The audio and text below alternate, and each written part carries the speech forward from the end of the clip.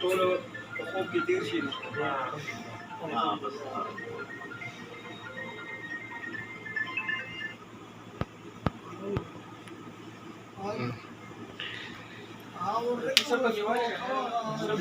ټول تختونه مبارکي وکړه د پاکستان خلکو ته کریم الله پښتو زموږ طرف نه مبارکي قبول کړي خج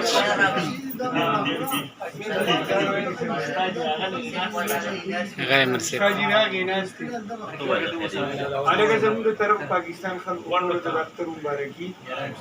او سره د قرباني قبول کړي او ورته شروع کوو دار سړي هر سړي د ټول مسلمانانو ولې منان ته بګي